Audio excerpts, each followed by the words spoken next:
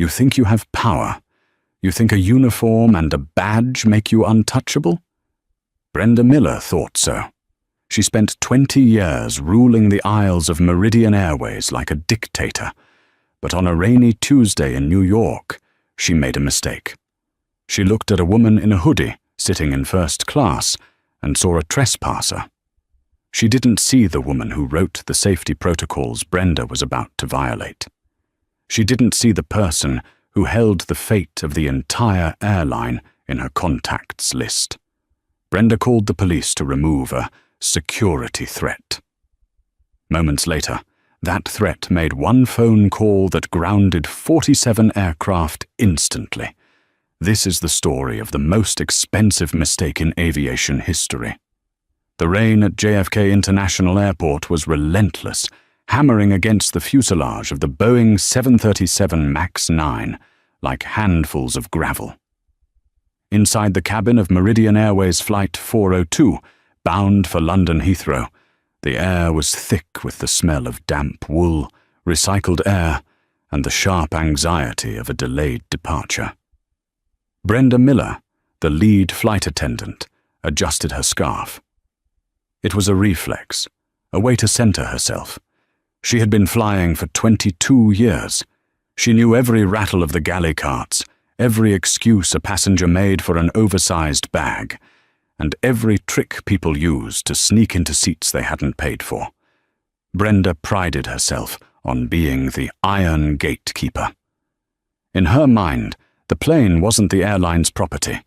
It was her living room, and guests were expected to behave. Today, however, Brenda was already on edge. The catering truck had been late. The gate agent, a terrified new hire named Kevin, had messed up the zone boarding sequence.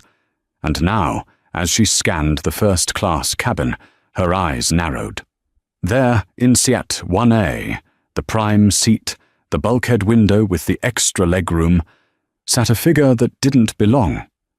The woman was curled up against the window, wearing an oversized charcoal grey university hoodie, black leggings, and battered sneakers. Her hair was wrapped in a simple silk scarf. She had headphones on, large noise-cancelling ones, and her eyes were closed. She looked young, perhaps in her late 20s, and undeniably black. To Brenda, this image screamed one thing: economy passenger trying their luck. Brenda checked her tablet. The manifest for first class was full. Seat 1A was listed as blocked V. Toussaint. Brenda frowned. Blocked usually meant a federal air marshal, a pilot deadheading to another city, or a VIP. This woman looked like neither. She looked like she belonged in row 48, near the toilets. Brenda marched down the aisle, her heels clicking with authority. She tapped the woman on the shoulder. Hard. The woman didn't jump. She simply opened her eyes. They were dark, tired, and possessed a calmness that Brenda immediately found irritating. She slid the headphones down to her neck. "Yes?" the woman asked. Her voice was low, raspy from exhaustion. "Ticket," Brenda snapped, extending her hand. She didn't say please. She didn't say excuse me. She went straight for the command. The woman blinked slowly. I scanned my boarding pass at the gate. I'm settled. "I need to see your ticket," Brenda repeated, louder this time, ensuring the business travelers in 1C and 2A looked up. Public shaming was one of Brenda's favorite tools. "This is a restricted cabin. Seat 1A is a premium assignment." The woman sighed, a long, weary exhale. She reached into the pocket of her hoodie and pulled out a phone. She tapped the screen and held it up. Brenda didn't even look at the QR code. She looked at the screen brightness, which was dimmed. "I can't scan that. It looks like a screenshot. People share screenshots to steal seats all the time." "It's not a screenshot," the woman said, her patience thinning. "It's the Meridian Airways executive app. Look, if you just—" "I don't need to look at your fake app," Brenda interrupted, crossing her arms. "I have the manifest right here. Seat 1A is registered to a V. Toussaint. Are you telling me you are V? Toussaint? I am Vivienne Toussaint, the woman said, and I would really like to go back to sleep before we take off. It's been a very long week. Brenda let out a short, incredulous laugh. Vivienne Toussaint. Right. And I'm the Queen of England. Look, honey, I know you think because the door is open, you can just snag a comfy seat for a selfie. But the game is over. Grab your bag and go back to your assigned seat in economy before I have to make this an official incident. The cabin was silent now. The businessman in 1C, a man named Mr. Henderson who was sipping a pre-departure whiskey, watched with amusement. He didn't intervene. Nobody ever did. Vivienne sat up straighter. The lethargy vanished, replaced by a sharp, icy focus. Ms. She looked at Brenda's wingpin. Ms. Miller, I am not moving. I am in my assigned seat. I suggest you check your manifest again, or perhaps call the gate agent to verify. I don't need to call the gate agent, Brenda hissed, leaning in close, invading Vivienne's personal space. I run this cabin. You are trespassing in a federal secure area. You are disrupting the flight crew. Do you know what the penalty is for interfering with a flight crew member? I know exactly what the penalty is, Vivienne said, her voice dropping an octave, deadly serious. I also know the penalty for Title 14, CFR Part 3A2, discrimination and harassment of a passenger. Would you like to recite that one for me? Brenda's face flushed red. She wasn't used to back talk. She was used to compliance. This woman, this girl in a hoodie, was quoting regulations at her? That's it, Brenda said, standing up straight. You had your chance. I'm declaring you a security risk. You're off this plane. Vivienne didn't move. She didn't scream. She simply unlocked her phone again and sent a text message. Brenda marched to the cockpit door and hammered on it. The door cracked open. Captain Robert Bob Jenkins looked out. He was a good pilot but a weak leader, a man who hated conflict and usually let Brenda do whatever she wanted, just to keep the peace. What's the problem, Brenda? We're 5 minutes past pushback time. I have a non-compliant passenger in 1A refusing to vacate, Brenda said, loud enough for the first 5 rows to hear. She's traveling on a fraudulent ticket and is now becoming aggressive. I don't feel safe flying with her. Captain Jenkins sighed, rubbing his temples. He peered around Brenda at Vivienne, who was sitting perfectly still. Ma'am, he called out, we need to resolve this. I agree, Captain, Vivienne said calmly. Your lead attendant is refusing to validate my boarding pass and is harassing me. If you could just call the gate. I told you, Bob, she's aggressive, Brenda cut in. She threatened me with legal codes. I want her off. Now, or we don't fly. It was the ultimate ultimatum. The captain looked at the clock. Every minute of delay cost the airline thousands. He looked at Brenda, his veteran lead, and then at the woman in the hoodie. Bias, subtle and insidious, tipped the scale. He trusted Brenda. He didn't know the woman. All right, Captain Jenkins said. I'll call heavy security. Brenda, get her bags. Vivienne looked at the captain. Captain, if you call security, you are initiating a chain of events you cannot stop. I am asking you, one professional to another, check the digital load sheet on your EFB, electronic flight bag. Don't tell me how to do my job, Jenkins snapped, stung by her tone. He retreated into the cockpit and grabbed the radio. Brenda turned back to Vivienne, a triumphant smirk plastering her face. You hear that? That's the sound of you losing. Pack your trash. Vivienne didn't pack. She placed her hands on her lap. She waited. The text message she had sent earlier showed a small read receipt. It simply said, Code Black at JFK. Flight 402. Initiate containment. The wait for the Port Authority police was excruciatingly long, though it only took 10 minutes. In that time, the atmosphere in the plane shifted from annoyance to hostility. A woman in row 3 leaned forward. "Some of us have connections to make. Just get off the plane." "Selfish," another passenger muttered. Brenda Miller stood at the front of the cabin like a warden, arms crossed, tapping her foot. She avoided making eye contact with Vivian now, preferring to perform her outrage for the benefit of the other first-class passengers. "I apologize for the delay, folks," she said in her practiced, customer service voice. "Safety is our #1 priority, and we simply cannot tolerate rule breakers." Vivian remained statue still. Inside, her heart wasn't racing with fear. It was beating with the cold, heavy rhythm of inevitability. She wasn't angry anymore. She was disappointed.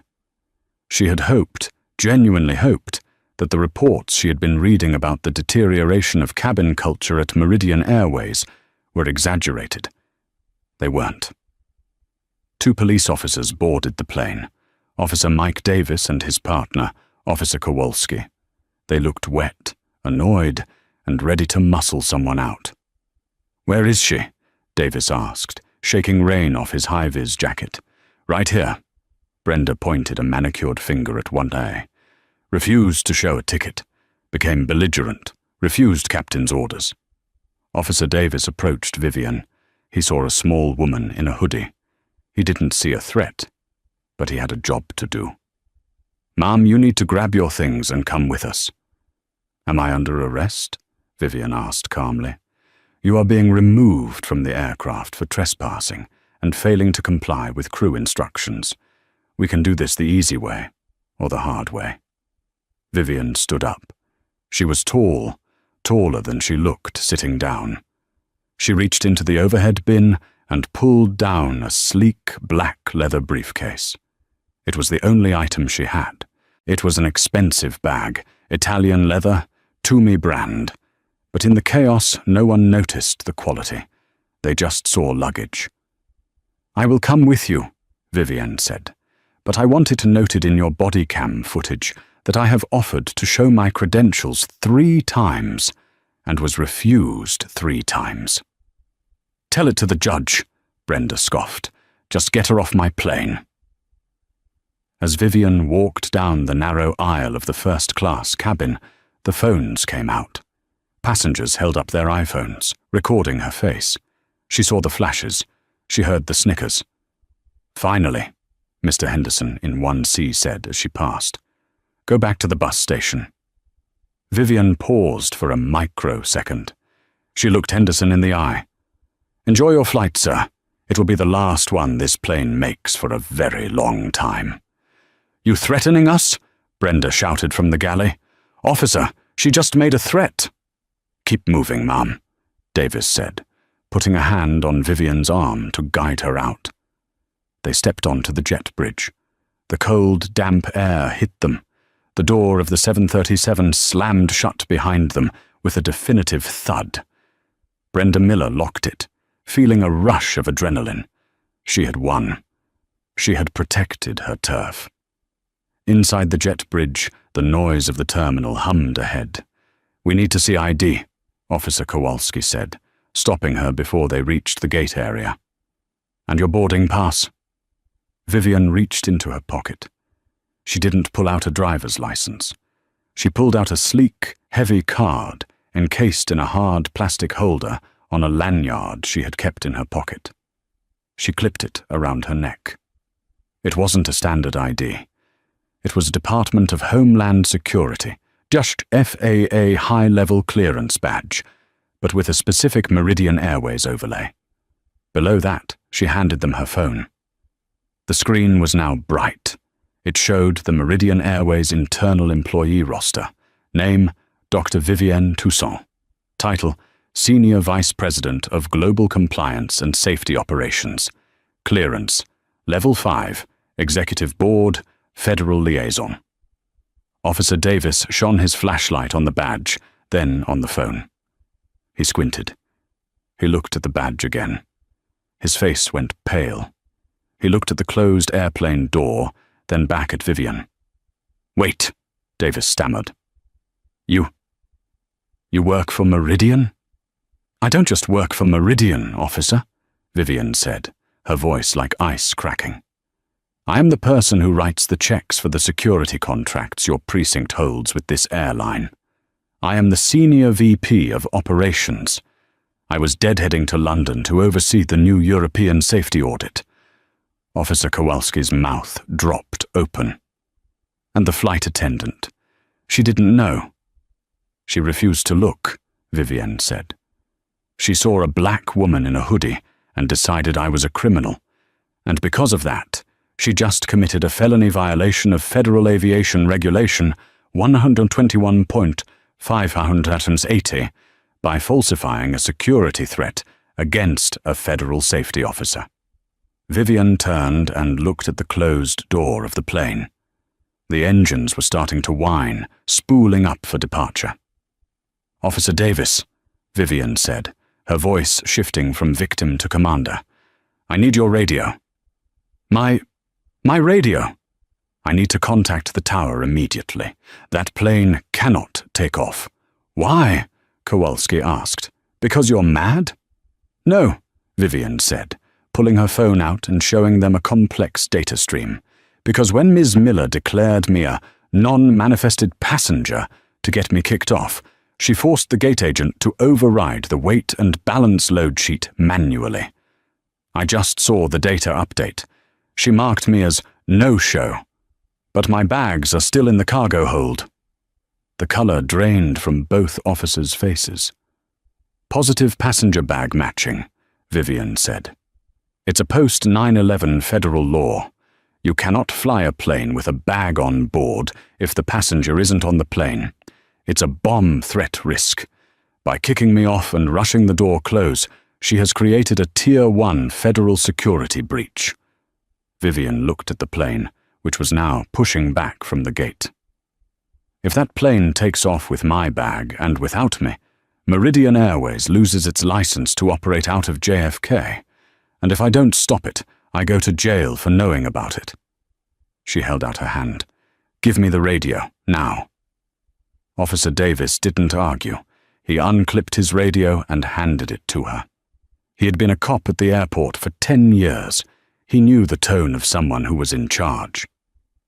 Vivian pressed the transmit button. She didn't use the police frequency.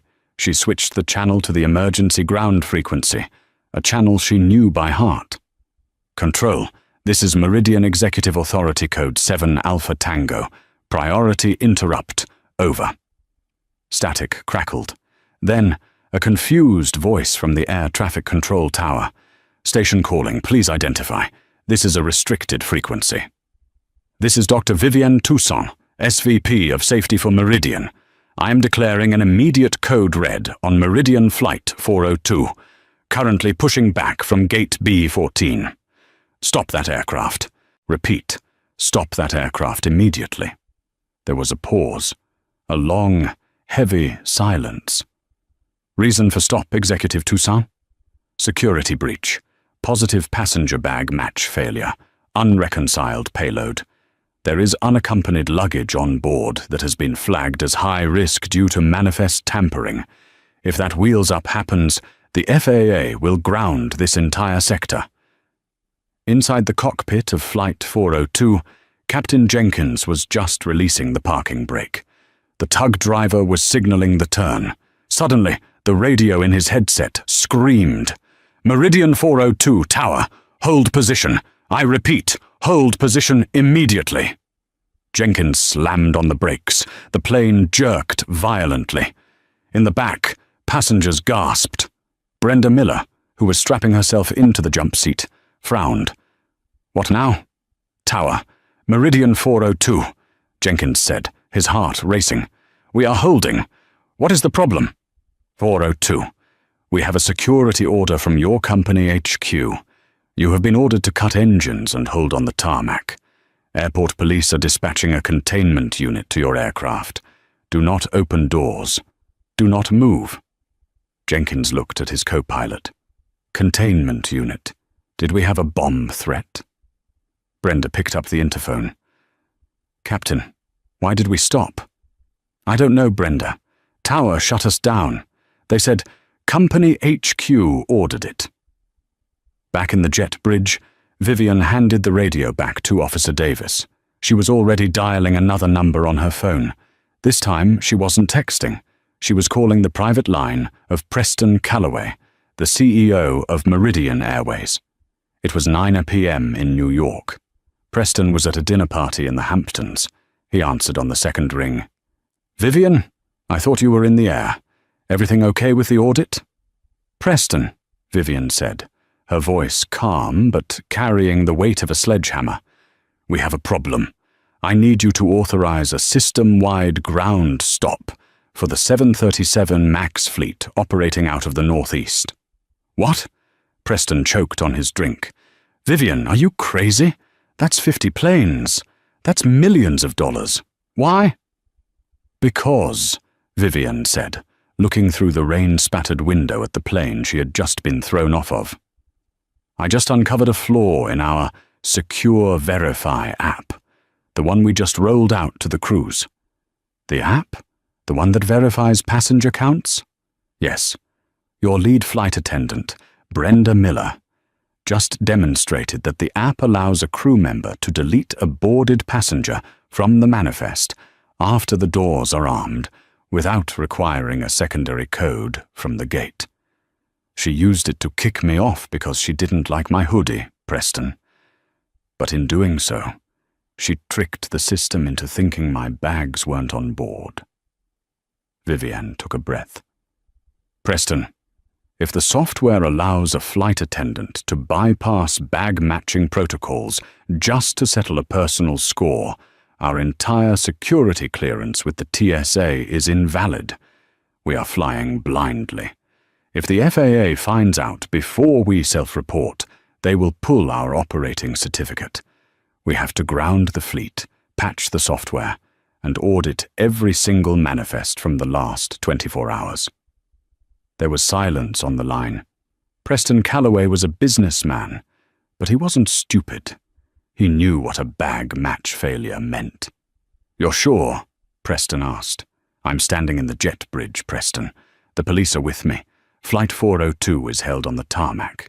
You have about 3 minutes before the press starts tweeting that police are swarming a Meridian plane. Do you want to be the CEO who reacted, or the CEO who covered it up? Preston sighed. Do it. Ground them. Vivian hung up. She looked at Officer Davis. Officer, I need to go back on that plane, but this time I'm not going as a passenger. How are you going? Davis asked. Vivian straightened her hoodie. I'm going as the auditor. The Boeing 737 MAX 9 didn't return to the gate immediately. That would have been too easy. Instead, it sat on the tarmac, engines idling with a low, mournful whine, surrounded by the flashing red and blue lights of 3 Port Authority cruisers and a black SUV that had just sped across the restricted airfield access road. Inside Flight 402, the atmosphere had curdled, the air conditioning was off, and the cabin was getting stuffy. Why aren't we moving? Mr. Henderson in Seat 1C complained, snapping his fingers at Brenda. I have a merger meeting in London tomorrow morning. This is unacceptable. Brenda Miller was pacing the galley, her stomach churning. She had tried to call the cockpit 3 times, but Captain Jenkins wasn't answering. The fasten seatbelt sign was still on. She looked out the porthole window.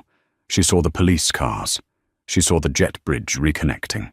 Ladies and gentlemen, Captain Jenkins's voice crackled over the PA, sounding shaky. Please remain seated. We have been ordered to return to the stand for a personnel adjustment and security inspection. Federal agents are boarding the aircraft. Please keep your hands visible. Federal agents? Brenda froze. Had the woman in 1A been a terrorist? A smuggler? A wave of relief washed over her. I was right, she thought. I spotted a threat. I'm going to get a commendation for this. She puffed out her chest, straightened her scarf, and stood by the cabin door as it was unlocked from the outside. I knew it, she whispered to the junior flight attendant, a young woman named Sarah who looked terrified. She was running drugs or something. You have to trust your gut in this job, Sarah. That's why I'm the lead. The door swung open. The rain swirled in, cold and biting. Brenda put on her most professional, stern face, ready to greet the FBI or whoever was coming to collect the criminal's luggage. But the first person to step onto the plane wasn't a tactical officer. It was the station manager for JFK, a man named Marcus, who Brenda knew was terrified of her, looking pale and sweating despite the cold. And behind him walked Vivienne Toussaint. The hoodie was unzipped now, revealing a simple but expensive black silk blouse underneath. Around her neck, the heavy laminated credentials, Meridian Airways Executive Operations, All Access, swung like a pendulum. She wasn't holding her luggage. She was holding a clipboard she had taken from the ground crew. Behind her were Officer Davis and Officer Kowalski, but they weren't escorting her. They were flanking her like a royal guard. Brenda's smile faltered. Sir? What is she doing back here? The station manager didn't look at Brenda. He looked at the floor. Step aside, Brenda. Excuse me? Brenda blinked. I had this passenger removed. She is a security risk. I will not have her on my aircraft. Vivienne stopped. She stood right in the galley, blocking the aisle. She looked at Brenda, really looked at her, with the dispassionate scrutiny of a scientist examining a bug under a microscope. This is not your aircraft, Ms. Miller, Vivienne said. Her voice wasn't loud, but it projected perfectly to the silent first-class cabin. It belongs to the shareholders of Meridian Airways, and as the Senior Vice President of Operations, representing those shareholders, I am relieving you of duty. A collective gasp rippled through first class. Mr. Henderson dropped his phone. Brenda's face went purple. You can't do that. I'm the lead flight attendant. I have union rights. You're just some passenger with a fake badge. Vivienne didn't argue. She turned to Officer Davis. Officer, please ensure the cockpit door is open. I need to speak to Captain Jenkins. Vivienne walked past Brenda as if she were a piece of furniture. She stepped into the first-class cabin. The passengers who had jeered at her, who had recorded her walk of shame, were now staring at the lanyard around her neck. She stopped at seat 1C. She looked down at Mr. Henderson. Mr. Henderson, she said politely, I believe you told me to go back to the bus station. It appears there has been a change of plans. I'm afraid your merger meeting in London might be delayed. Who are you? Henderson stammered. I'm the woman who decides if this plane is safe to fly, she said. And right now, it isn't. She reached the cockpit. Captain Jenkins was swiveling around in his seat, looking like a deer in headlights. Captain, Vivienne said, I am Dr. Toussaint, code 7 Alpha Tango. Do you recognize that authorization code? Jenkins swallowed hard. Yes, ma'am. That's executive board level. Correct. I am declaring a crew resource management failure. Your lead flight attendant falsified a manifest to remove a passenger based on bias, creating a Title 14 security breach regarding positive bag matching. You, as captain, failed to verify the load sheet before authorizing pushback. You blindly followed a directive driven by personal prejudice rather than protocol. I didn't know, Jenkins pleaded. Brenda said you were aggressive. And you didn't check, Vivienne said coldly. You are the captain. Trust but verify is the first rule of command. Because you didn't verify, we now have a federal incident. Vivienne turned back to the cabin, addressing the entire plane. Ladies and gentlemen, I am Dr. Vivienne Toussaint, SVP of Safety for Meridian. I apologize for this intrusion. However, due to a severe breach of safety protocols by the cabin crew, this flight is cancelled. Cancelled? A chorus of outrage erupted from the back. Furthermore, Vivienne continued, her voice cutting through the noise, because the breach involved the manipulation of our security software, a flaw we must now investigate immediately. I have just issued an order to ground every Meridian Airways 737 MAX flight in the Northeast Corridor until the software is patched. That is 47 aircraft. Approximately 6,000 passengers are currently being deplaned from Boston to DC because of what happened on this flight. The silence that followed was heavy, suffocating, and absolute. Vivienne turned slowly to point at Brenda Miller, who was trembling by the door, all because she didn't like my hoodie. The chaos that ensued was unlike anything JFK Terminal 4 had seen in years. Inside Flight 402, the reality of the situation crashed down on the passengers.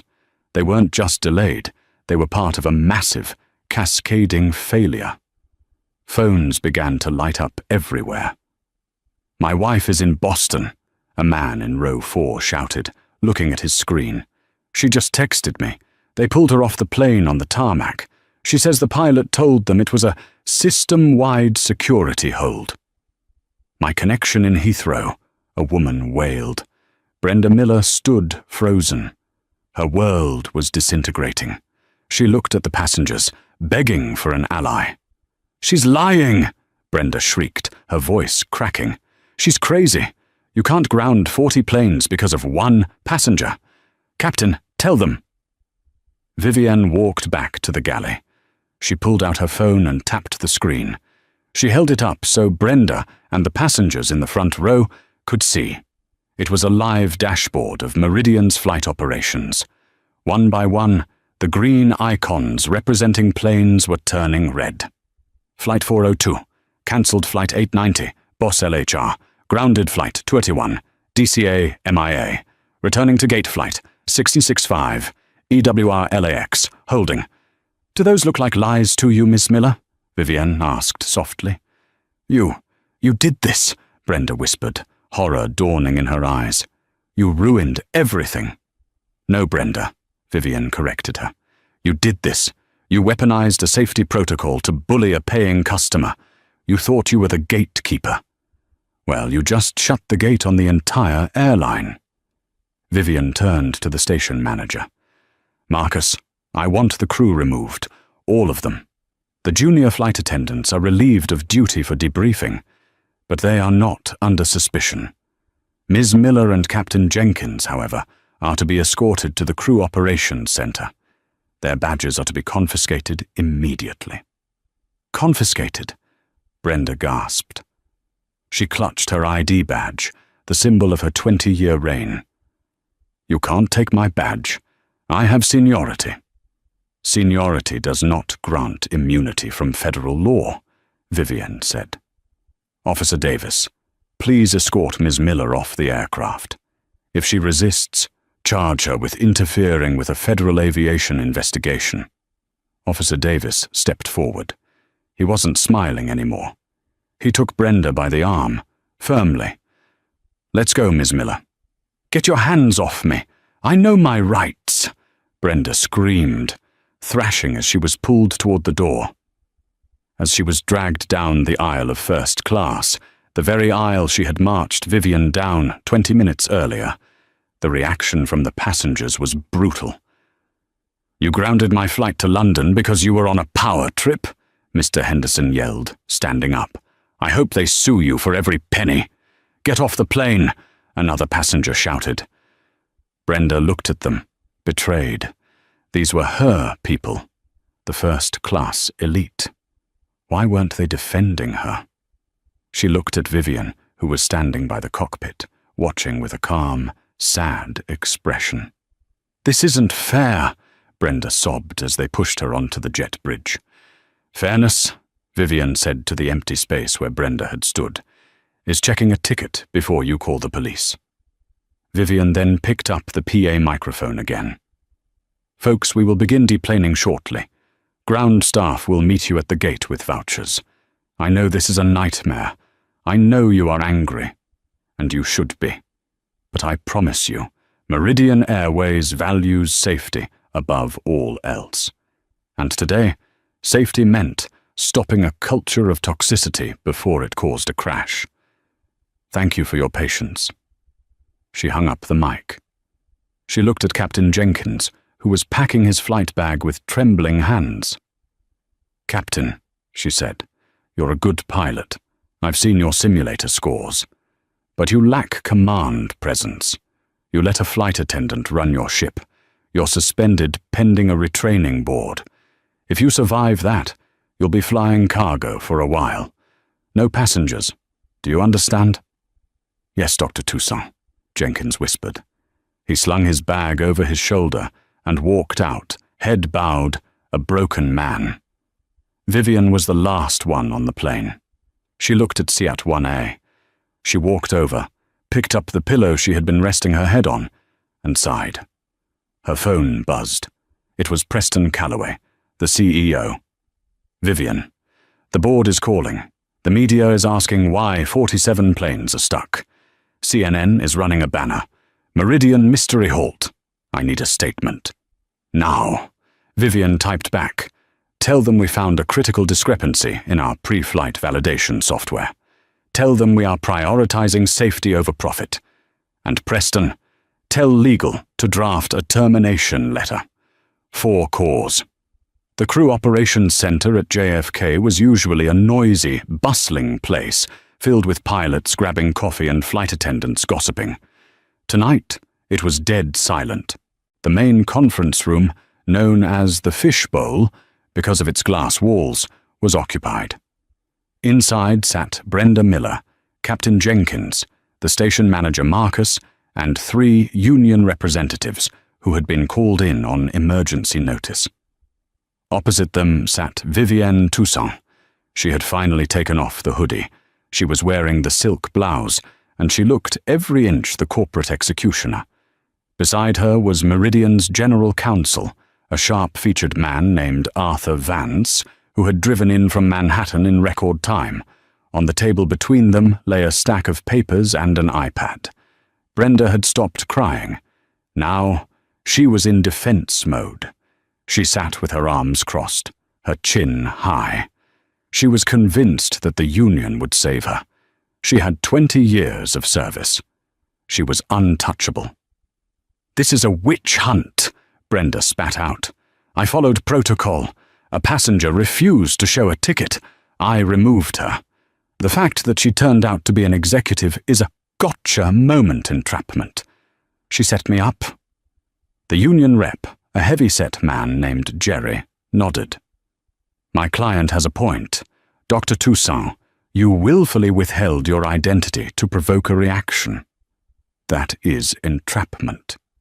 Vivian looked at Arthur Vance. Arthur smiled, a shark-like grin. "Entrapment applies to law enforcement, Jerry," Arthur said smoothly. "This is an employment dispute, and Dr. Toussaint didn't withhold anything. She attempted to show her digital boarding pass, the official Meridian employee app, and Ms. Miller refused to look at it." "It looked like a screenshot," Brenda shouted. "And she was in a hoodie. In 1A. Who wears a hoodie in 1A? Vivian leaned forward. "Mark Zuckerberg, Serena Williams, me. The clothing of a passenger is not a valid indicator of their right to be there, Brenda. That is the definition of profiling." "I was protecting the cabin." "No," Vivian said, her voice hard. "You were protecting your ego, but let's put the bias aside for a second. Let's look at the numbers, because that is what the board of directors cares about." Vivian tapped the iPad. A spreadsheet projected onto the wall screen. Estimated cost of ground stop, 4 hours. Fuel crew time, $4.2 million passenger compensation. Rebooking, $8.5 million reputational damage. $15 million total incident. Cost, $27.7 million. The room went dead silent. Brenda's eyes widened. She looked at the number. $27 million. This is the bill for your ego, Brenda, Vivienne said. You see, when you deleted me from the manifest to get me off the plane quickly, you bypassed the baggage reconciliation warning. You overrode a safety lockout. That is what forced the ground stop. It wasn't my decision. It was an automatic trigger in the FAA database once I reported the breach. Vivienne stood up and walked around the table. I didn't ground the planes, Brenda. The system grounded the planes because you proved that a flight attendant could trick the computer to hide a passenger. You exposed a vulnerability that terrorists could use. If you can kick me off and leave my bag on, someone else can kick a passenger off and leave a bomb on. Jerry, the union rep, slowly closed his notebook. He looked at the numbers on the screen. He looked at Brenda. He realized there was no savings this. Brenda, Jerry said quietly, did you override the baggage warning? I just clicked force remove, Brenda stammered. I was in a hurry. The captain was yelling about the time. I was not yelling, Captain Jenkins protested. I was in the cockpit. You tampered with federal security software, Arthur Vance said, closing his file. That's gross misconduct. It pierces the union veil. It invalidates your pension protections. Brenda went pale. My pension? You are fired, Miss Miller, Vivienne said. Effective immediately. You are permanently banned from Meridian Airways property. Your travel benefits are revoked for life. And our legal team is currently discussing with the FAA whether to press civil charges for the financial damages.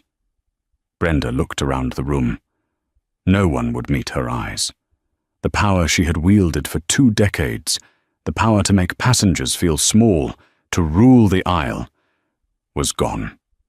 She was just a woman who had cost a company $30 million because she judged a book by its cover. But I have 20 years, Brenda whispered, her voice breaking. And it took you 20 minutes to throw it all away, Vivienne said. Vivienne turned to the captain. Captain Jenkins, you are on unpaid leave for 6 months. You will attend diversity training and a complete recertification on ground security protocols. If you pass, you fly cargo. If you fail, you retire. Jenkins nodded, accepting his fate. It was better than being sued. Vivienne picked up her clipboard. Meeting adjourned. She walked out of the glass room. Outside, in the operations center, the phones were still ringing off the hook as the airline tried to put the pieces back together. Vivienne walked to the window and looked out at the rainy tarmac. The planes were still there. Silent. Dark. She felt a vibration in her pocket. It was a text from her father. Saw the news. Everything okay? She typed back. Everything is fine, just taking out the trash. But the story wasn't over.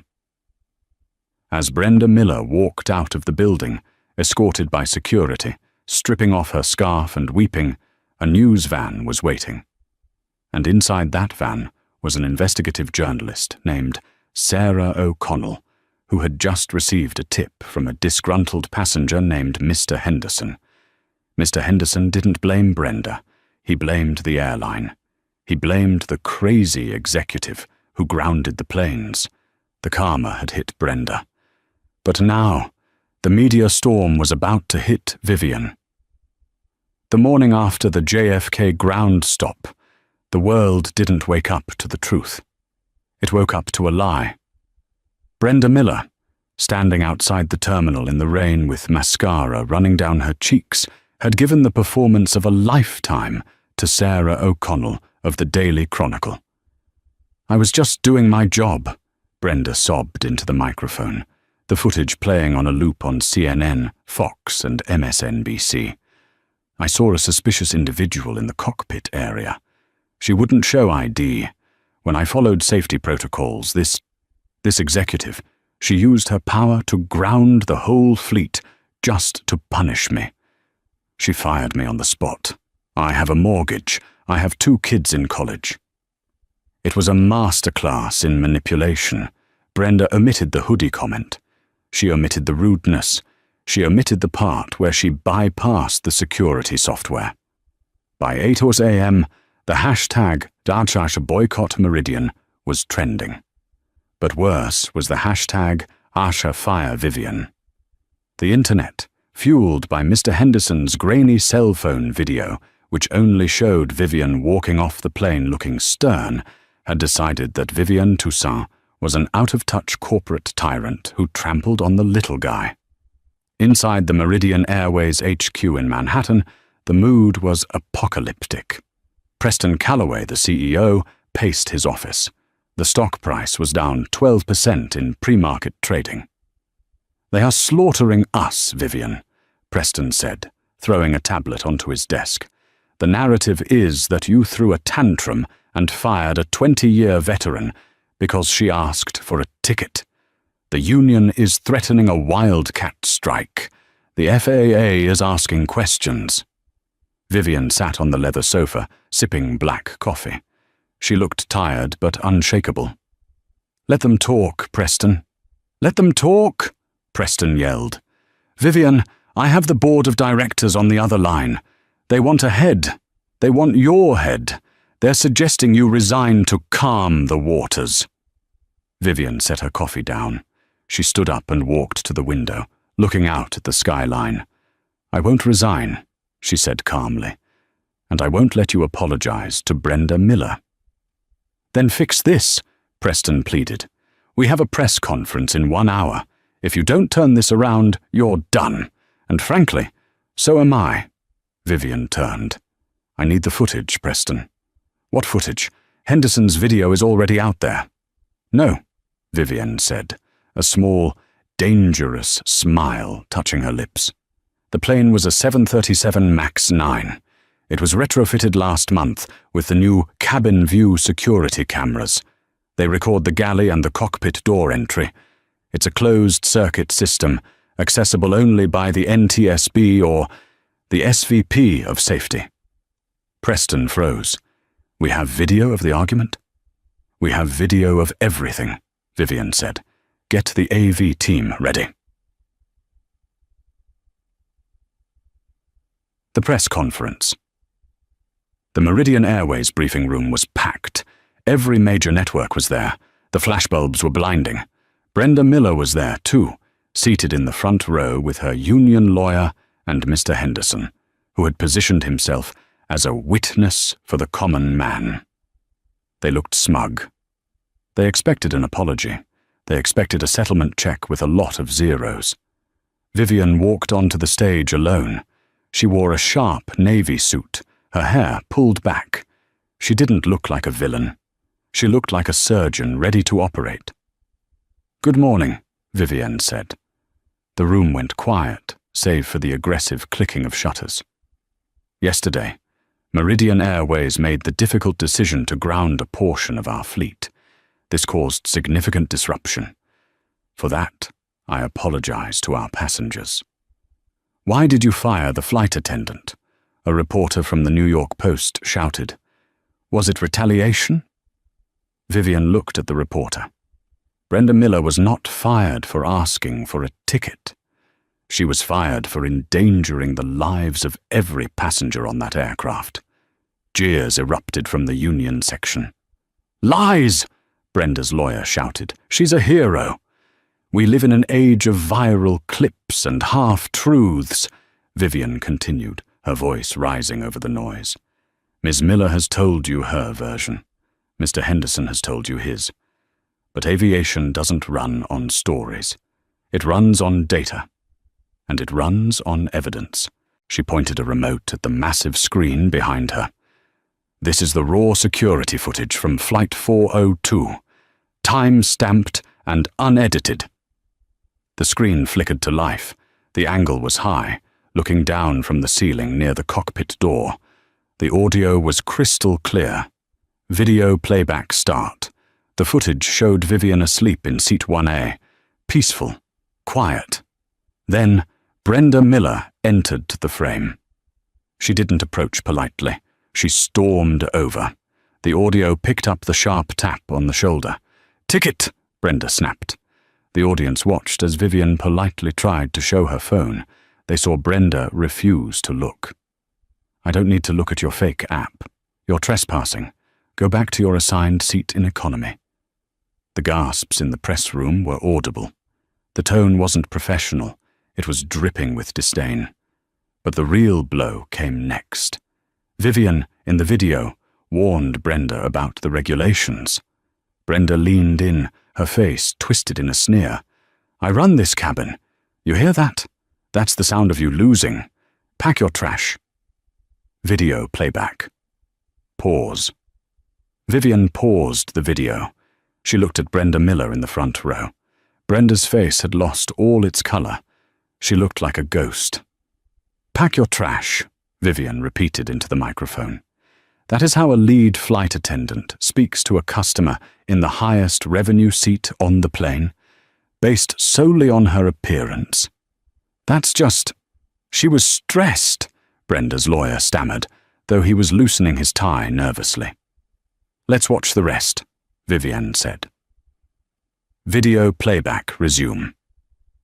The video jumped forward to the moment the police arrived. It showed Vivian leaving peacefully. Then, the camera captured what happened after Vivian left. This was the part no one had seen. Brenda walked to the galley panel. She was laughing. She was high-fiving the junior flight attendant. "Got her," Brenda bragged on the recording. "Did you see her face?" "I know the codes." "Yeah, right. Probably stole that credit card, too." Then, Brenda turned to the touchscreen manifest. The camera zoomed in digitally. Brenda tapped the screen. A warning box popped up. "Warning. Baggage discrepancy. Passenger removed." "Offload? Luggage?" Brenda rolled her eyes. She pressed override. Then she pressed force close. "Who cares?" Brenda muttered on tape. "Let's just go. I want to get to London." Video playback end. The silence in the press room was absolute. It was the silence of a narrative dying instantly. Vivian stepped out from behind the podium. "She didn't just be rude," Vivian said, her voice shaking with controlled intensity. "She overrode a federal anti-terror protocol because she didn't want to wait 10 minutes for the ground crew to remove my bag. She chose her schedule over your safety. That override command is what triggered the system-wide shutdown. The computer thought we had a ghost plane with unmatched luggage." Vivian looked directly at the camera. "I didn't ground the planes to spite her. I grounded them because she proved that our culture was broken. She proved that bias makes us unsafe. If you can't see a passenger as a human being, you certainly won't see them as a safety partner." She turned her gaze to Mr. Henderson in the front row. "And Mr. Henderson," Vivian said, "you claimed on Twitter that I was aggressive. The video shows I never raised my voice. You, however, are recorded telling me to go back to the bus station. Meridian Airways has a zero-tolerance policy for hate speech. Your frequent flyer account has been terminated effective immediately." Mr. Henderson grabbed his coat and scrambled out of the room, shielding his face from the cameras that were now turning on him. The fallout was swift and brutal. Within an hour, Gajros Boycott Meridian had vanished, replaced by Sorry Vivian. The video of Brenda's "Pack your trash" comment was viewed 50 million times. It became a symbol of everything wrong with customer service bias. Brenda Miller didn't just lose her job. The FAA revoked her flight certification permanently for willful negligence of safety procedures. The lawsuits from the passengers she had delayed were piling up. She was uninsurable and unemployable in the industry. She retreated to her sister's house in New Jersey, hiding from a world that now knew exactly who she was. Meridian Airways didn't escape unscathed, but under Vivian's leadership, they pivoted. They launched the Toussaint Protocol, a mandatory, rigorous training program on bias and safety culture that became the industry standard. Preston Calloway kept his job, but he learned a valuable lesson. Never bet against the woman who wrote the rulebook. 6 months later, Vivienne Toussaint sat in Seat 1A on a Boeing 737 MAX 9 bound for London. It was the same flight, the same time. She was wearing a hoodie. The boarding process was finishing up. A new lead flight attendant, a man named David, approached her. He didn't look at her clothes. He looked at his tablet, then at her. "Dr. Toussaint?" he asked with a genuine warm smile. "Yes, David," she replied, taking off her headphones. "It's an honor to have you on board," he said. "We're all set for an on-time departure. Can I get you a pre-departure beverage?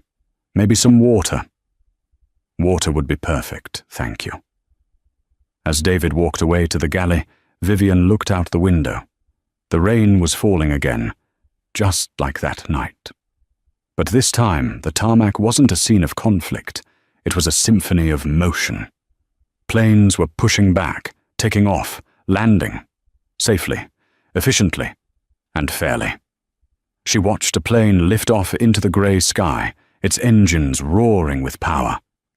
Vivienne smiled, closed her eyes, and finally, really, went to sleep. And that is the story of how one flight attendant's bias cost an airline $27 million and changed aviation history. Brenda Miller thought she was the ultimate authority in the sky, but she forgot the golden rule. The most powerful person on the plane isn't usually the one shouting. It's the one who knows the rules better than you do. Vivienne Toussaint didn't just win. She cleaned house. If you enjoyed this story of high-altitude justice and instant karma, please destroy that like button, subscribe to the channel, and turn on notifications. I have more stories of corporate takedowns and revenge coming soon. Let me know in the comments, do you think Brenda deserved to lose her pension, or was firing her enough? Thanks for watching, and fly safe.